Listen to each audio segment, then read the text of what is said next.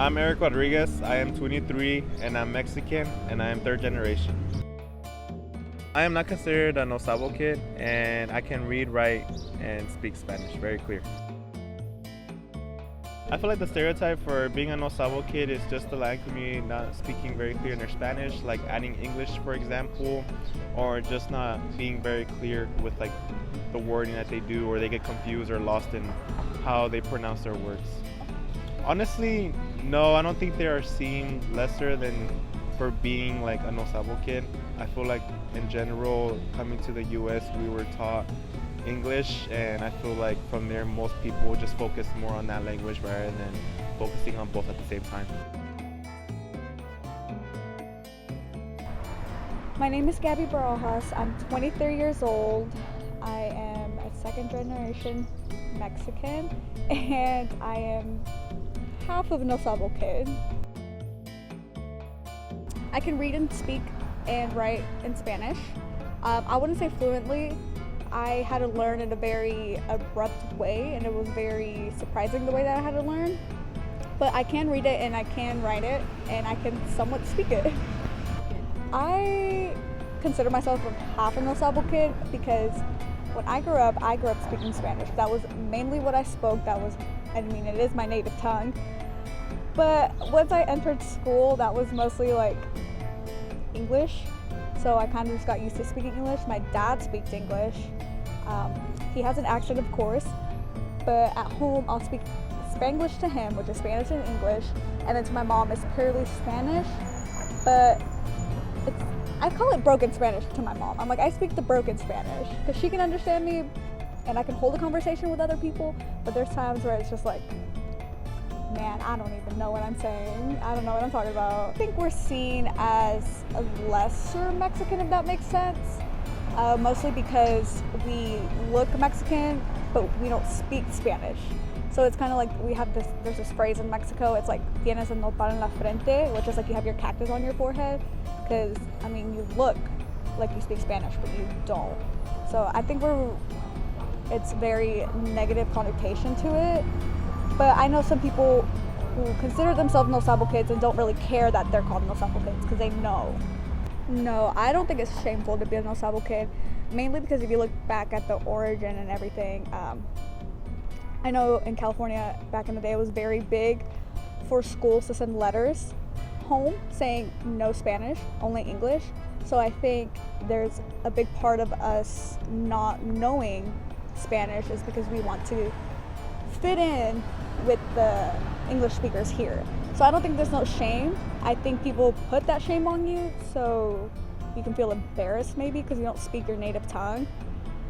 But I don't think there's a shame to it.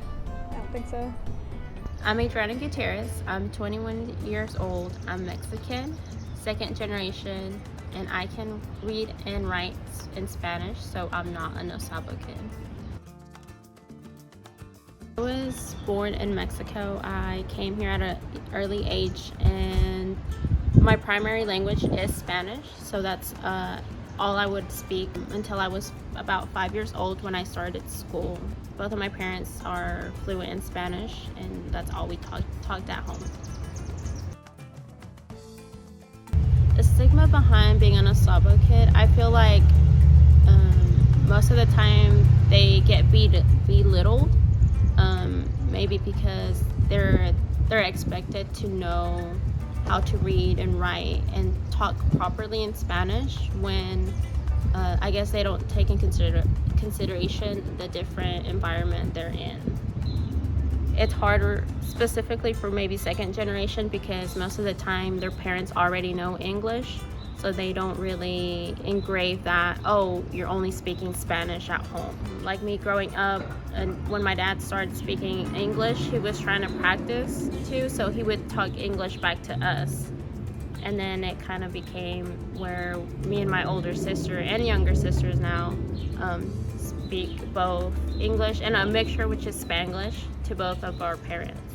At an early age, you're only pretty much exposed to whoever you live with. So if your parents aren't really speaking in Spanish to you, then maybe that might have an influence. But when it comes to the kids, well, I don't know, because okay, so it's very difficult for her to speak Spanish because she grew up with all of us speaking English to her. So she understands Spanish and she can say a few words, but she struggles to communicate what she really wants to say in Spanish. So my name is Esme Longoria. I'm 25 years old. I am Mexican American. I am originally here from Dalton, Georgia, and I would say I'm like a third of a no Sabo kid. I can read some things. When it comes to speaking, I know more to speak than what it is to either read or write. But I would say I know mainly everything else, not as much as the average person that can speak Spanish. I would say the stigma behind being a no Sabo kid is probably just, I think it's more of like being embarrassed that you can't speak Spanish, as well as people who do originate directly from Mexico or their parents do. I would just say, yeah, like it just comes with being embarrassed. And with being embarrassed, I know it adds to not wanting to speak Spanish or even learn the language, because you know you're going to have an accent, and you know whenever you do speak Spanish, you're probably going to be called out for it. So I would say it's just a whole entire cycle. But yeah, I would say mainly that, just feeling embarrassed and feeling like you really don't belong within the Hispanic community. So what led me to being a no Sabo kid, I would say my family, all of my family from my dad and my mom's side, they are all second generation here in the United States. So my dad's parents, they were born here in the United States. My mom's mom was born here in the United States. The only one that was from Mexico was my grandpa, but he was born there and then lived in Texas. So we didn't necessarily have the only Spanish household rule that everybody else seems to have. In our household, it was all mainly English with like probably 20% Spanish, and that was basically it.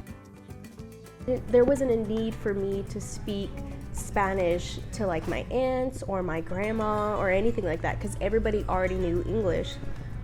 So I would say that's what led me to being a no Sabo kid, was because like there wasn't a need for it, and like anytime we would go somewhere, like out to like a Hispanic store or restaurant, my parents would do the ordering. So yeah, it was really like me and my brother, like we were just speaking English. Like of course we knew some words in Spanish like every other kid does, especially due to my like grandpa, like, but even then like he knew some English to get by to talk to us, which is kind of messed up.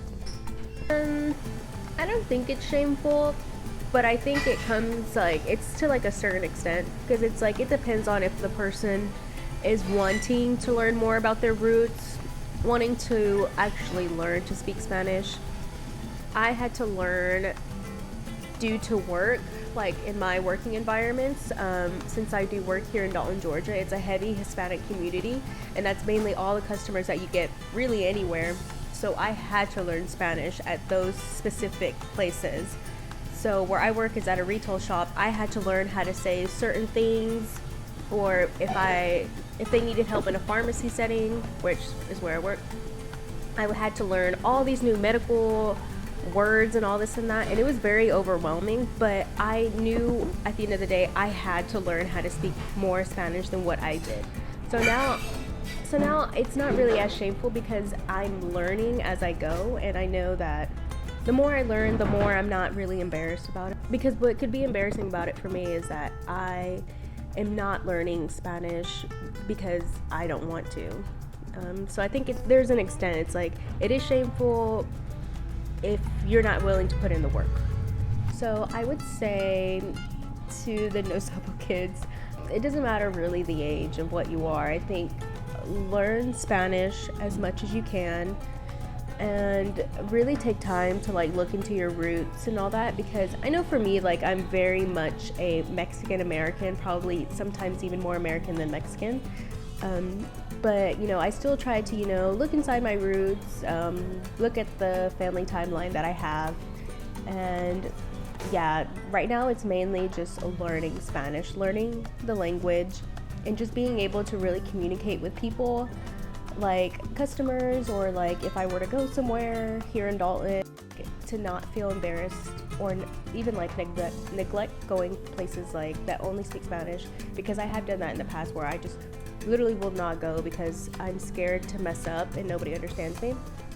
But I know more than I do now, so it's fine. But yeah, like, learn the language so you're not in difficult situations like that, because the more you neglect it, the more like you're literally just gonna like put it off, because that's what I was doing like for many years whenever I was a teenager. And now that I'm like grown up in my 20s, I see like there's such an importance in learning your language and being able to communicate with others. Language, no matter what, no matter if you're embarrassed or whatever, just learn the language, and yeah, stay in touch with your roots.